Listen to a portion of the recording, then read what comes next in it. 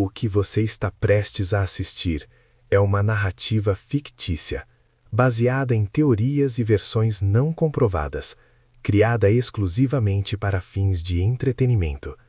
Este caso não é real. Eu tinha planejado cada detalhe daquele dia para ser perfeito.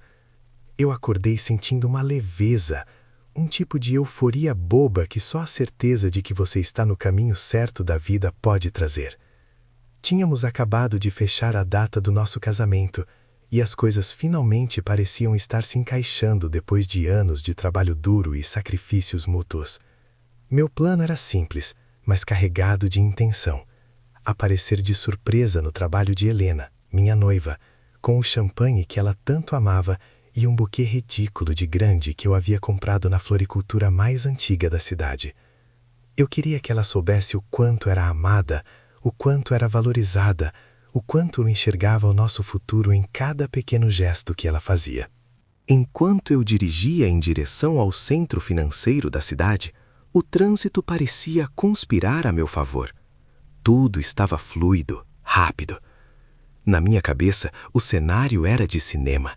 A porta do elevador se abrindo, o sorriso de surpresa dela, o abraço apertado. Era uma surpresa, afinal. Uma daquelas que fortalecem a alma. Mas, ao estacionar o carro na garagem subterrânea daquele prédio de vidro e aço, um barulho qualquer que arrepia, como o som da trava da porta do elevador no subsolo, me fez parar por um instante. Um arrepio frio subiu pela minha espinha. Não era medo exatamente, mas aquela sensação instintiva de que a realidade estava prestes a sofrer uma leve, quase imperceptível distorção. Algo não está certo, mas ninguém sabe o que é. Eu ignorei, atribuindo o nervosismo à expectativa da surpresa. A emoção estava ali, forte, palpável. Eu sentia minhas mãos tremendo levemente enquanto ajeitava o laço na caixa de chocolates. A respiração estava irregular. E quando a porta do elevador se fechou de repente atrás de mim, senti o peso daquele momento. Algo inexplicável está acontecendo. E isso é só o começo. Eu estava prestes a viver um dos dias mais inesquecíveis da minha vida, mas não pelo motivo que eu esperava. Se você está gostando desse vídeo, se inscreva no canal para acompanhar o resto dessa história. Helena e eu tínhamos 5 anos juntos. 5 anos de cumplicidade, que eu jurava eram inabaláveis. Desde a faculdade, ela era a minha âncora, a pessoa para quem eu corria quando o mundo desmoronava, e vice-versa. Nós tínhamos construído nossa vida tijolo por tijolo. O apartamento pequeno que havíamos decorado com móveis de segunda mão, as noites de pizza e filme, as promessas sussurradas sobre ter filhos. O anel de noivado estava no dedo dela há quase 1 ano, brilhando como um farol de esperança para o futuro que nos esperava. A promessa era clara. Daqui a 6 meses, seríamos marido e mulher.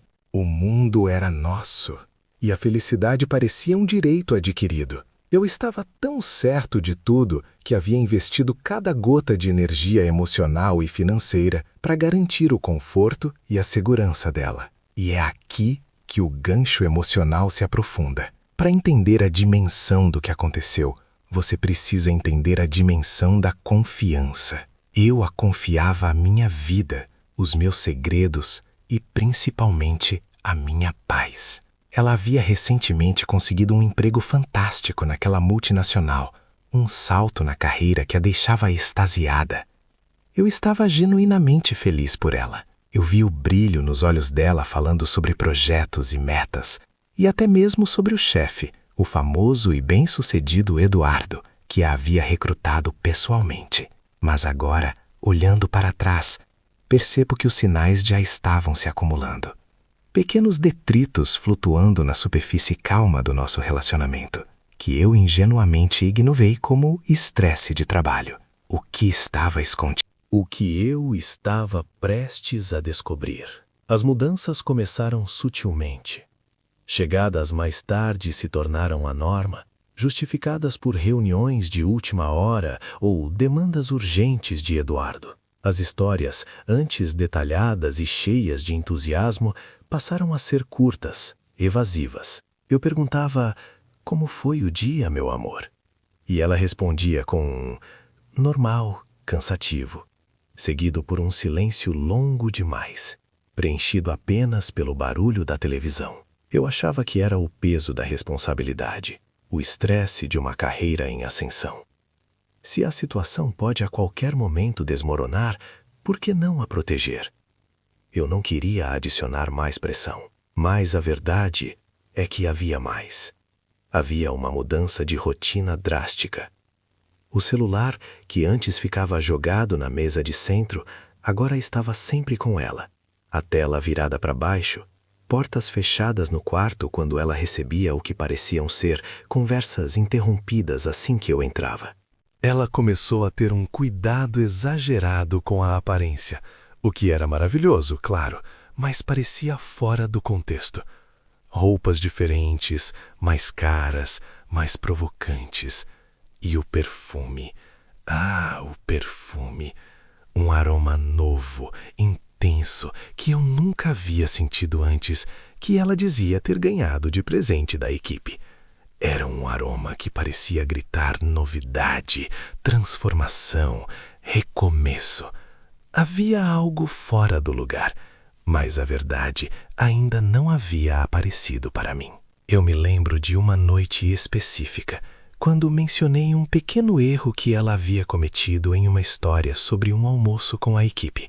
Ela se tornou imediatamente defensiva, as respostas curtas, quase agressivas. Mentiras pequenas que eu deixei passar, nervosismo à toa que eu atribuía à pressão do trabalho. Ela ria de piadas que eu não entendia, tinha desculpas ensaiadas para as ausências frequentes e os compromissos de última hora. O clima pesado em casa era algo que eu tentava dissipar com um carinho que, francamente, estava diminuindo da parte dela. Eu me perguntava: alguma coisa mudou e ainda não entendemos o porquê. Eu me sentia como um detetive amador, tentando juntar peças de um quebra-cabeça que eu não queria resolver. A neurogatilho de empatia aqui é crucial, e eu peço que você se coloque no meu lugar.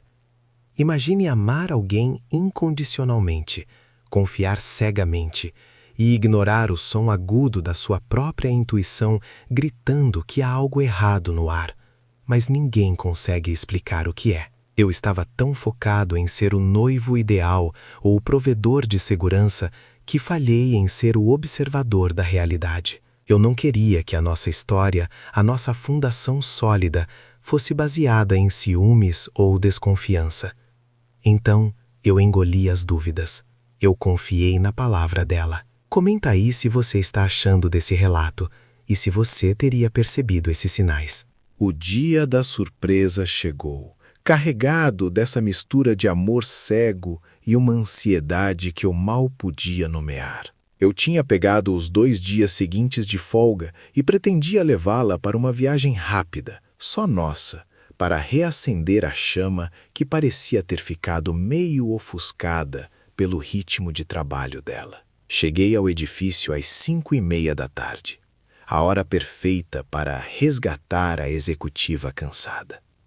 Eu estava no lobby, um salão imponente de mármore e luzes frias, carregando meu buquê gigantesco e a garrafa de Veuve Clicquot. Meu coração batia forte, cheio de expectativa. Eu enviei uma mensagem confusa no telefone, dizendo que eu estava na área, só para dar uma dica sem estragar tudo. Ela não respondeu imediatamente. Peguei o elevador para o 12º andar, onde ficava o escritório. O andar parecia silencioso demais para o horário. Parecia que a maior parte das pessoas já havia ido embora.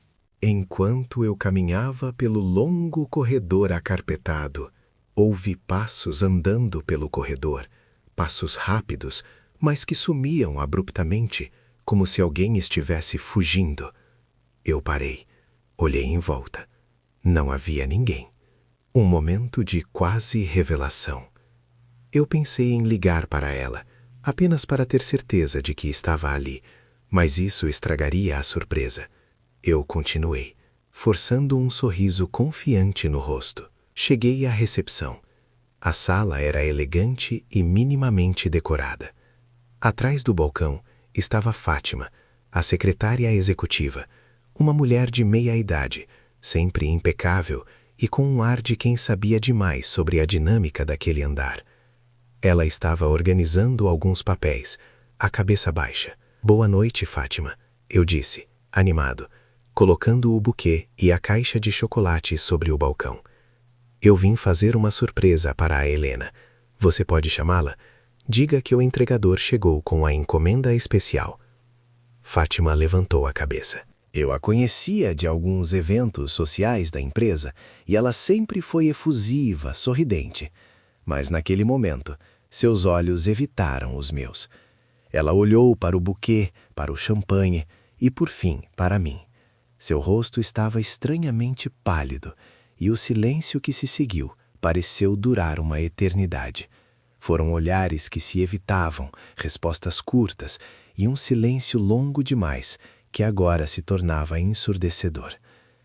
"Ah, você..." Ela fez uma pausa, mordendo o lábio. "Você é um noivo dela, certo?" "Sou eu mesmo. Eu sei que é de última hora, mas queríamos comemorar. Onde ela está?" Eu já estava tirando o celular do bolso, pronto para tirar uma foto do momento. Fátima respirou fundo, e o som daquela respiração no silêncio do escritório vazio foi o primeiro prenúncio de catástrofe. Ela colocou a mão sobre o balcão. "Senta um pouco, por favor." O choque e a virada da narrativa aconteceram em câmera lenta. Eu senti uma pontada aguda no estômago. Eu me recusei a sentar. "Não, tudo bem." "Eu só preciso de 2 minutos com ela." Fátima hesitou, mas a verdade era uma pressão que ela não podia conter. Sua voz era baixa, quase um sussurro, e a maneira como ela evitou a palavra noiva foi o primeiro golpe. "O senhor não sabia?" Ela perguntou, com uma expressão de pena tão profunda que me atingiu como um soco no peito. "Helena, ela não trabalha mais aqui." Eu senti a negação me invadir instantaneamente. "Como assim não trabalha mais? Ela estava aqui hoje de manhã. Ela me ligou durante o almoço para falar sobre um relatório que tinha que entregar." "Sim, ela esteve aqui de manhã", Fátima confirmou, as palavras medidas e frias. "Mas ela entregou o pedido de demissão hoje, no início da tarde. Foi de repente, pegou as coisas dela e foi embora." Eu senti minhas mãos tremendo incontrolavelmente. A respiração estava irregular. O ar parecia rarefeito naquele 12º andar. O champanhe, o buquê, o chocolate, tudo se tornou um peso absurdo e ridículo. "E para onde ela foi?" eu exigi, minha voz falhando. O desespero estava subindo da minha garganta. Fátima olhou para o chão, depois para a porta fechada da sala de reuniões. A resposta veio sem suavidade, sem filtro, carregada de uma brutalidade que só a verdade exposta pode carregar. Ela foi embora com o nosso chefe, o senhor Eduardo. Eles saíram juntos há cerca de 1 hora. Disseram que estavam indo para o aeroporto. Ela foi embora com ele. A grande revelação havia chegado. Meu mundo parou. Não houve gritos, não houve desmaios. Apenas um silêncio denso e aterrorizante. O nome de Eduardo, o homem que eu confiava, que eu admirava, se tornou a palavra mais suja que eu já havia ouvido. Eu senti raiva, tristeza e negação, todas misturadas em uma vertigem sufocante. A dor era um peso físico, como se o mármore frio do lobby tivesse desabado sobre mim. Eu estava ali, parado, olhando para o buquê que eu comprara com tanto amor, percebendo que cada chegada tarde, cada desculpa ensaiada, cada perfume estranho, era ele, Eduardo. Ele era a mudança de rotina, os segredos no olhar, as portas fechadas. Eu me coloquei no lugar do personagem, sentindo o peso da cena, e percebi que fui o último a saber. Eu me virei, sem dizer uma palavra a Fátima, que continuava a me olhar com pena. Eu deixei o champanhe e o buquê na mesa. Eram agora evidências patéticas da minha cegueira. Os passos batendo no corredor, agora eram os meus, mais lentos, pesados. Eu desci os 12 andares de elevador em um estado de choque catatônico.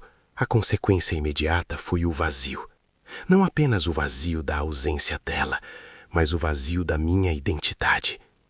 Quem eu era, se ela não era mais minha? A dor era real e humana. Dirigi para casa sem me lembrar do trajeto. A mente um campo de batalha. Eu não chorei, não gritei, apenas um silêncio brutal. Em casa, olhei para o apartamento que havíamos construído e tudo parecia contaminado.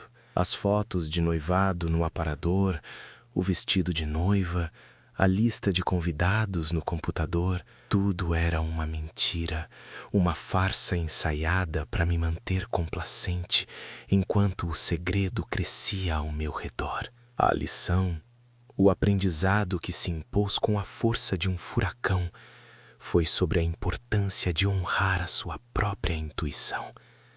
Eu ignorei os sinais, não por inocência, mas por conveniência e medo de confrontar a verdade.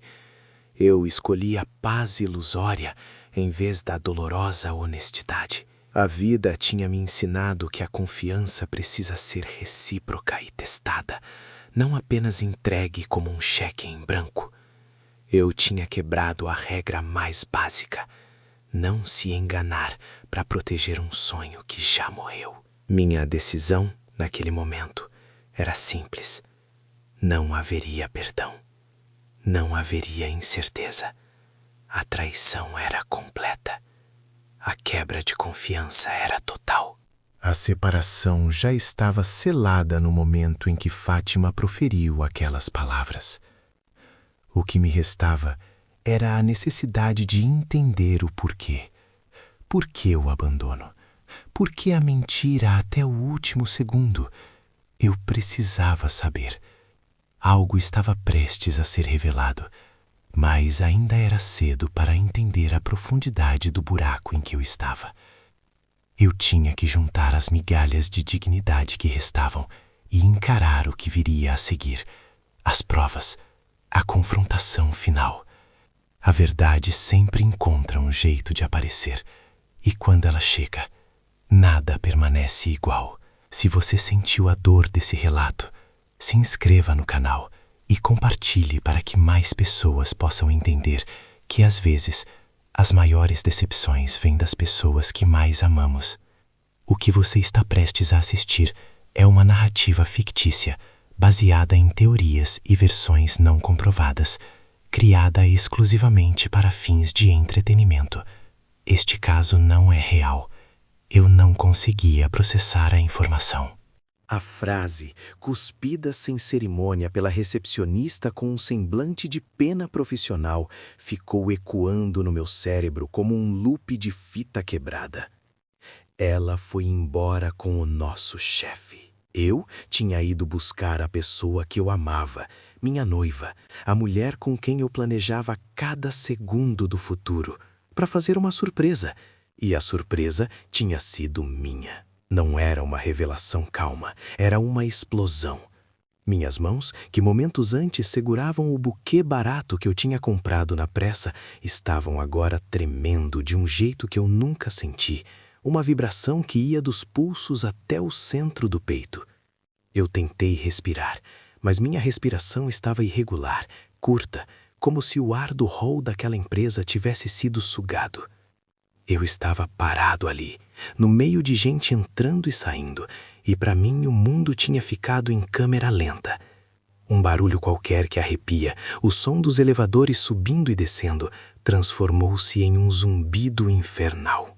Eu senti o peso da humilhação, a dor aguda de ser o último a saber. Eu queria gritar, eu queria rir de desespero, mas tudo que saiu foi um silêncio pesado. Algo não está certo, eu pensava, tentando desesperadamente encontrar uma lógica para aquela piada de mau gosto. Tinha que ser um engano, uma pegadinha cruel. Mas o rosto da recepcionista, agora evitando o meu olhar, me dizia que não. Há algo fora do lugar. Mas a verdade ainda não apareceu de forma completa. Eu comecei a dar passos batendo no corredor para sair dali, mas meu corpo parecia não me obedecer. Eu me senti um fantasma na minha própria vida. Eu precisava ir embora, mas eu também precisava de respostas. Um som que ninguém esperava, o fechamento repentino da porta de vidro atrás de mim, selou o meu destino naquele momento de desespero. Se você está gostando desse vídeo, se inscreva no canal. Dirigindo de volta para casa, ou melhor, tentando dirigir, o mundo parecia ter perdido a cor. Eu olhava para o volante e ele parecia feito de chumbo. Eu tentava me concentrar na pista, mas a única imagem que vinha à minha mente era a dela, a minha noiva, sorrindo, e a de um homem que eu mal conhecia, o chefe dela, um sujeito pomposo que ela mencionava casualmente. O que está escondido? Eu me perguntava, revirando cada conversa dos últimos meses. Eu precisava desesperadamente descobrir o que havia sido descoberto, o que ia ser descoberto. A história que eu estava vivendo agora prometia uma revelação impactante, daquelas que mudam a trajetória de uma vida inteira. Eu não era mais o noivo apaixonado fazendo uma surpresa. Eu era o tolo, o objeto de escárnia. A dor não era apenas emocional, era física. Uma sensação de vazio no estômago, uma náusea constante. Eu repassei mentalmente a manhã, o café da manhã, o beijo de despedida. Havia algo de diferente no ar. Ela estava mais distante, mais apressada. Eu não tinha notado. Eu tinha estado cego pela rotina, pela confiança. E é aí que a traição se instala, sorrateira, se escondendo sob o manto da familiaridade. Lembrei-me dos dias em que ela chegava mais tarde, sempre com uma história ensaiada sobre uma reunião urgente ou um projeto de última hora. Eram desculpas ensaiadas, agora eu percebia. Eu, ingênuo, aceitava, elogiando sua dedicação ao trabalho. Que ironia amarga! Eu comecei a ver os pedaços soltos do quebra-cabeça que eu havia negligenciado. As ausências frequentes, que se tornaram mais comuns nas últimas semanas, eram sempre justificadas por compromissos de última hora, os horários mudando sem aviso prévio. Eu ligava e às vezes havia aquele atraso na resposta, aquela voz ligeiramente alterada. Eu atribuía ao estresse. Agora eu via segredos no olhar, mesmo nas nossas conversas mais íntimas. Eu deveria ter notado que ela estava mais nervosa à toa ou que as explicações eram confusas quando eu perguntava sobre os colegas de trabalho. Lembro-me claramente de um dia em que ela estava se arrumando para ir trabalhar e gastou 1 hora a mais do que o normal. Roupas diferentes, novas, mais caras. Quando perguntei, ela disse que precisava elevar o nível para impressionar os clientes. Mas o perfume estranho, um aroma caro e intenso, que não era o dela, sempre me incomodava um pouco. Eu pensava que era apenas o cheiro do escritório, misturado com o dela.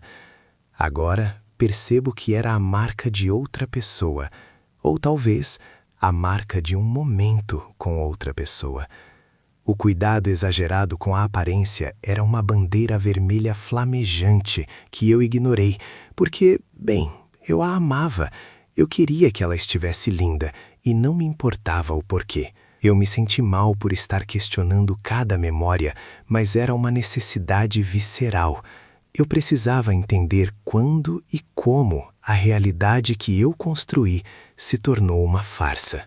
Comenta aí se você está achando desse relato e me diz se você já passou por essa sensação de ter que revirar o passado buscando a verdade. A primeira coisa que fiz ao chegar em casa foi procurar o celular dela. Sim, eu sei, é o clichê do traído, mas eu estava além de qualquer limite de privacidade ou moralidade. Eu estava em modo sobrevivência. Mas ela era esperta. O telefone estava sempre colado nela, e agora tinha uma senha que ela nunca me deu, justificando que era por causa de informações confidenciais do trabalho. Outro detalhe que parecia inocente, mas que agora gritava traição. Eu quase peguei o aparelho uma noite. Ela estava no banho e o celular estava sobre a mesa. Minhas mãos tremeram, mas a porta se abriu de repente e ela saiu, secando o cabelo, lançando um olhar rápido para o telefone. Eu congelei. Ela pegou o celular, sorriu forçadamente e disse algo banal. Ali, naquele micromomento, houve um silêncio longo demais entre nós. Eu senti o cheiro do medo dela e a minha própria covardia de não perguntar na hora. As coisas só pioraram. O clima em casa se tornou pesado, carregado. Eu tentava ser o noivo normal, mas por dentro eu era uma casca oca, observando cada movimento dela. Notava as respostas curtas, os olhares que se evitavam. O carinho estava diminuindo, a distância crescendo. O sexo havia se tornado mecânico, quase uma obrigação, com a desculpa eterna de que estava cansada ou com a cabeça cheia de trabalho.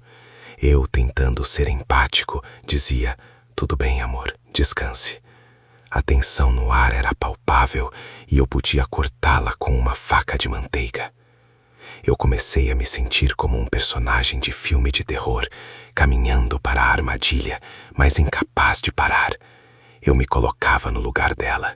Como ela conseguia me beijar, me abraçar, falar sobre o casamento, enquanto dividia o tempo com outro? Ela era uma atriz incrível. Eu deveria ter sido mais atento às atitudes frias, ao riso fora de hora que surgia quando ela recebia uma mensagem no telefone e se afastava para responder. O ponto de virada definitivo, a quebra final da negação, aconteceu quando eu comecei a segui-la. Eu sabia que estava cruzando uma linha, mas a necessidade de prova era maior que o meu medo de ser pego. Eu precisava de algo concreto, algo que explodisse a bolha de mentiras de uma vez por todas. Eu não aguentava mais as desconfianças, o terror de ter apenas a palavra de uma recepcionista. Eu peguei o carro e a esperei sair do nosso prédio, uma manhã de terça-feira. Ela saiu apressada, com passos rápidos, o que já era uma mudança de rotina. Ela sempre saía tranquila. Agora parecia ter pressa sem motivo. Eu a segui à distância, meu coração batendo tão forte que pensei que ela pudesse ouvir.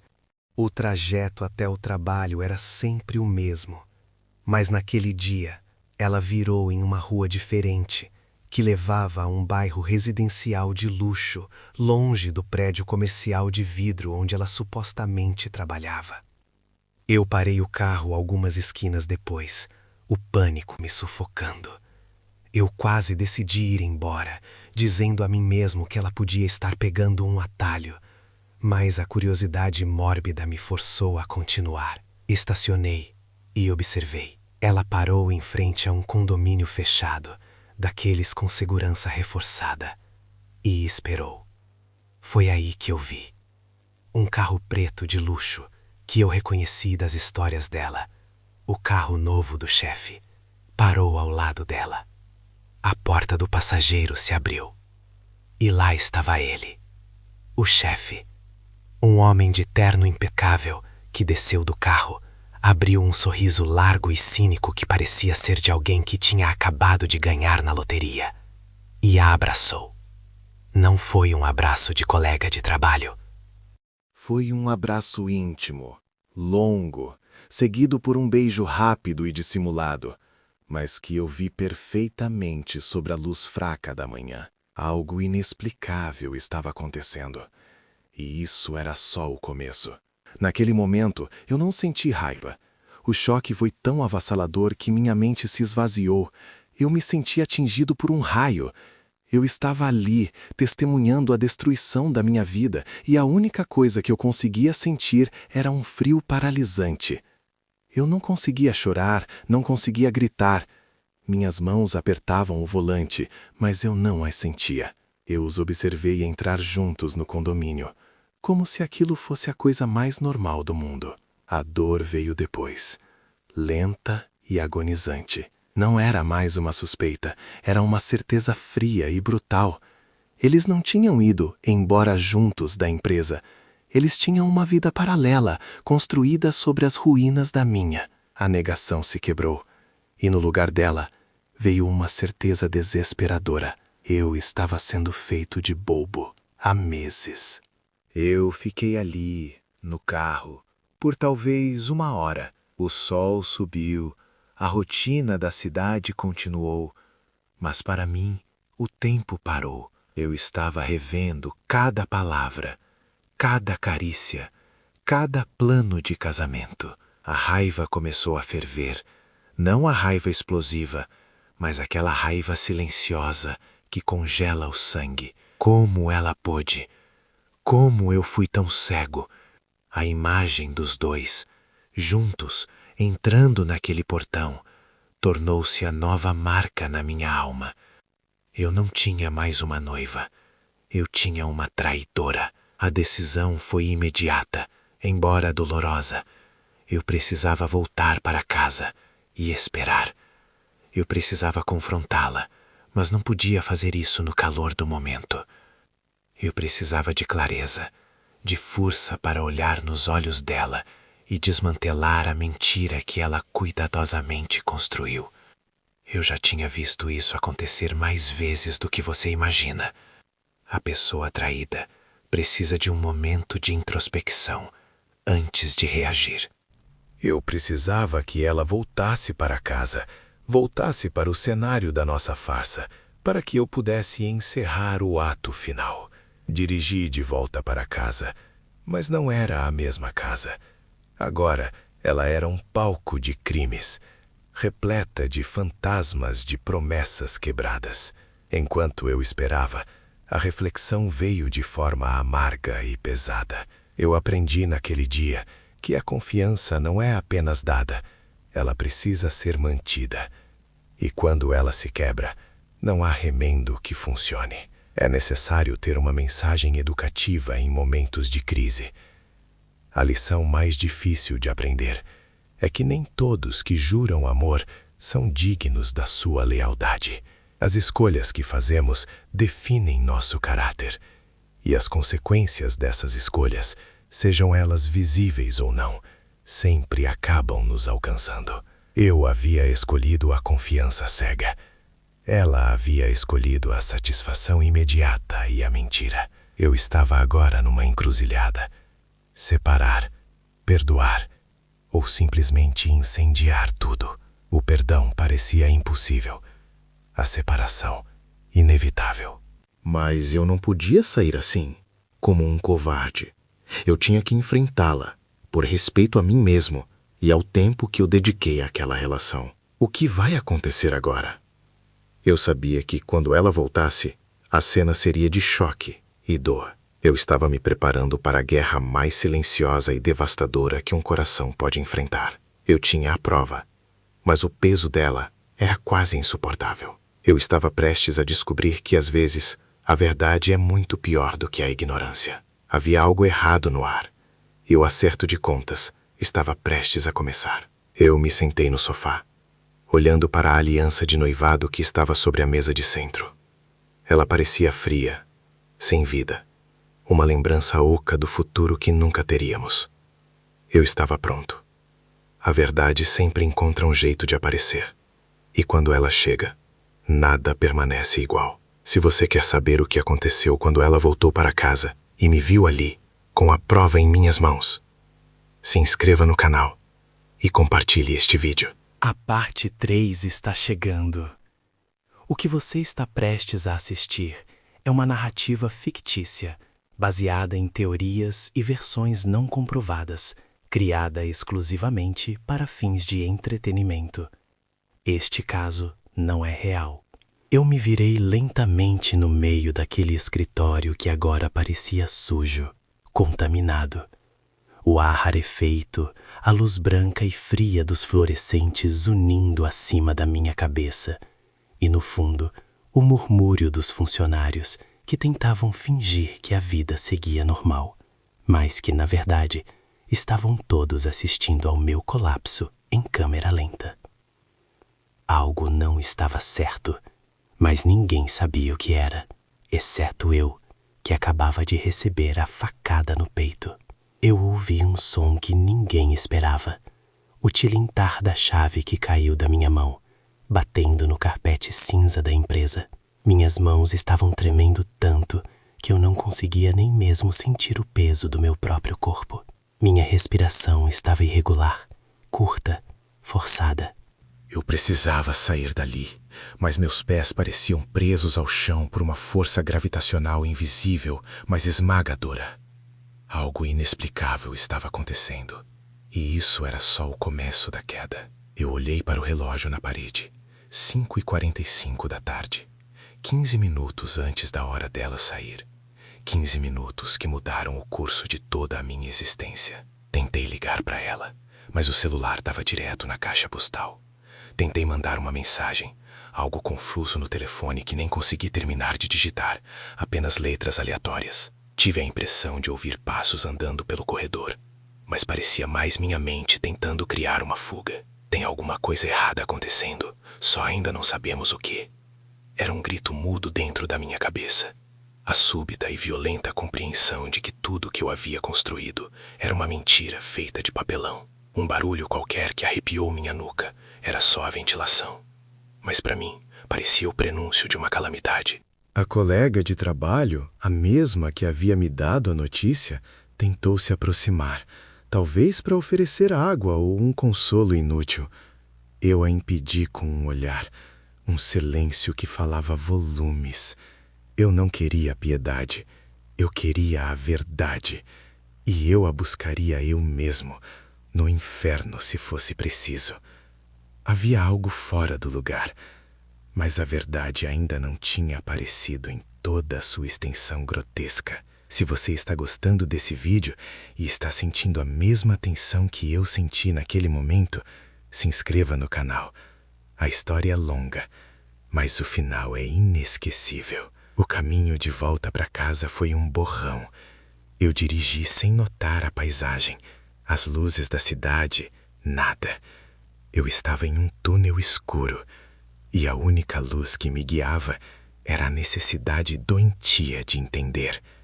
Eu prometi a mim mesmo que esta história traria uma revelação impactante, algo que desmantelaria não apenas o meu relacionamento, mas a própria ideia de confiança.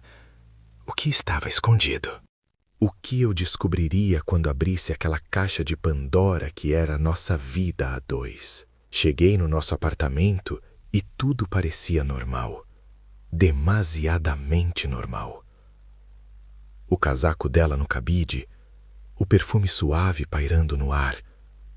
Ou seria um perfume estranho, agora que eu pensava bem. O porta-retratos na cômoda, sorrisos congelados de um amor que nunca existiu para ela. Era aí que residia o terror, na normalidade da cena. Minha cabeça girava em busca de um cliffhanger que pudesse me preparar para o que viria. A situação podia a qualquer momento se tornar insustentável. E se ela estivesse planejando isso há meses? E se o nosso chefe fosse mais do que apenas um amante, mas um parceiro de fato na arquitetura da minha destruição? Comecei a vasculhar, não por vingança, mas por necessidade. Precisava de provas, de datas, de fatos para substituir a fantasia que eu vivia. E foi ali, na gaveta dos papéis importantes, que o primeiro choque real me atingiu, além do impacto inicial das palavras da colega. Havia documentos que eu nunca tinha visto. Uma cópia de um contrato de aluguel em uma cidade diferente, um estado a mais de distância. O nome dela estava ali, e o dele. E a data de início era de 2 meses antes. 2 meses. Isso não era um caso de oportunidade, era um plano, meticulosamente executado. A mudança de rotina, as desculpas ensaiadas, os risos fora de hora que eu atribuía ao estresse do trabalho, eles estavam construindo uma vida, enquanto eu comprava as nossas. O aprofundamento do problema era brutal. Eu comecei a revirar minha memória, procurando os sinais.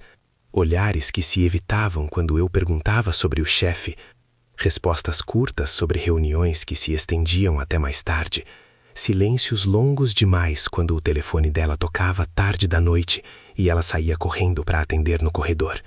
Chegadas mais tarde, claro. Histórias que não batiam sobre viagens a trabalho. Eu me lembro de um final de semana onde ela alegou ter que ir a uma convenção e que exigia portas fechadas e total privacidade no hotel. Agora eu sabia que tipo de convenção era aquela. Eu senti o neurogatilho de empatia acender e era destrutivo. Eu me coloquei no lugar do personagem, que era eu mesmo, e a dor era física. Como eu pude ser tão cego? Aquele cuidado exagerado com a aparência que eu achava adorável era na verdade para ele. O perfume estranho que ela dizia ser uma nova marca que testava, as mentiras pequenas, o nervosismo à toa quando eu chegava de surpresa, a tensão no ar que eu sempre tentava dissolver com carinho. Era o peso da culpa dela. Ela não estava apenas me traindo, estava me desmantelando, peça por peça. E eu estava ajudando a montar a armadilha. Comenta aí se você está achando desse relato e se você também teria notado esses sinais se estivesse na minha pele. Eu comecei a desenvolver a situação, buscando a localização do novo apartamento através do endereço no contrato. Tinha que haver uma confrontação.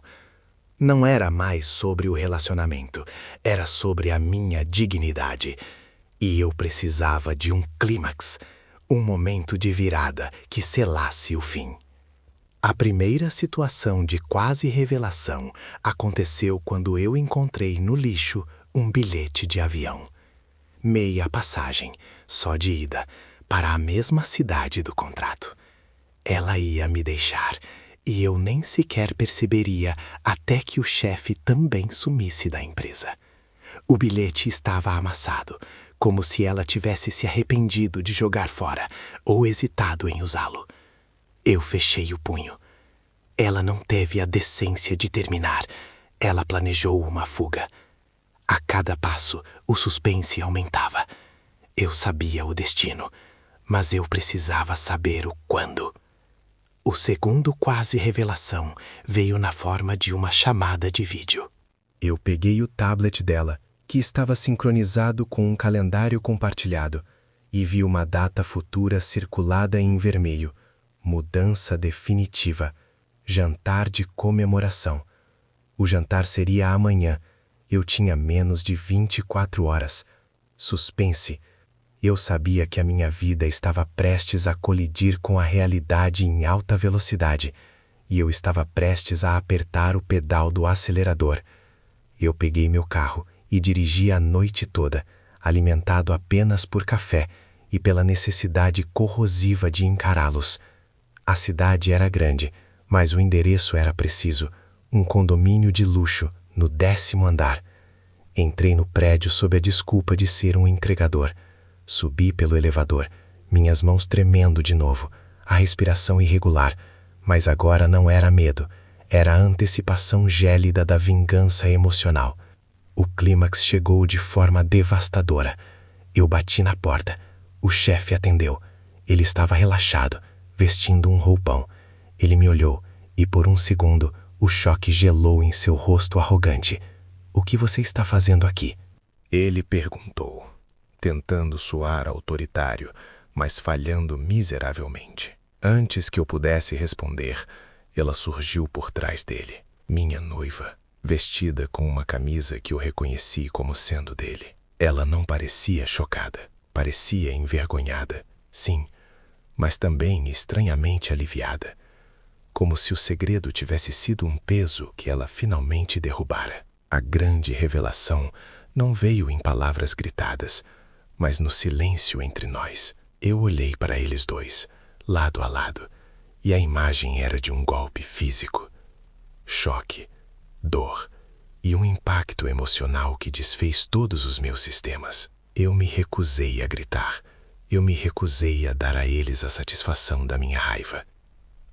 Eu simplesmente perguntei, com a voz baixa e controlada, que parecia vir de outra pessoa. Por quê? O chefe, recuperando a compostura, pigarreou.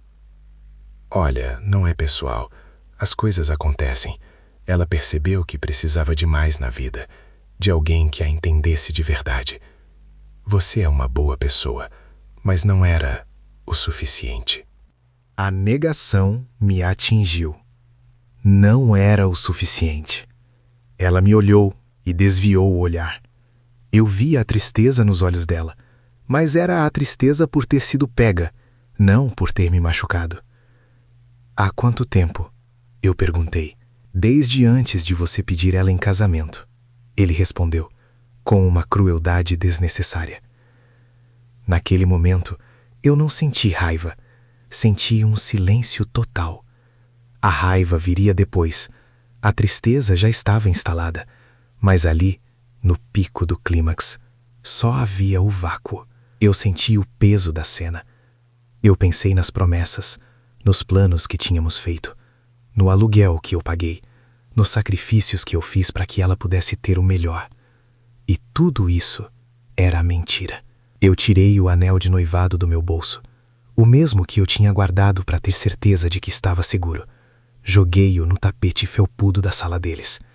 Ele fez um barulho seco e pesado, como um prego cravando a tampa do meu caixão de noivado. Mantenham o apartamento.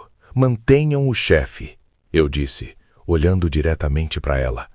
Mas mantenham a verdade longe de mim. Eu não sou mais parte da sua história. Eu me virei e saí, sem esperar uma resposta, deixando a porta entreaberta. O que ia acontecer agora? Eu não sabia, mas sabia que a minha vida antiga havia acabado. As consequências daquela revelação foram extensas e profundas. Não se tratava apenas de cancelar um casamento. Era sobre desmantelar uma vida inteira. Eu tive que ligar para os fornecedores, contar a história ensaiada de que não estava dando certo, engolindo meu orgulho e a verdade feia. Eu vendi o apartamento em tempo recorde. Não suportava mais estar naquele espaço contaminado pelas mentiras e pelos silêncios que eu agora entendia como cumplicidade. Eu passei meses em um estado de incerteza e luto. Não luto pela pessoa que ela era, mas luto pela pessoa que eu achava que ela era. A decisão tomada foi definitiva. Separação total e permanente.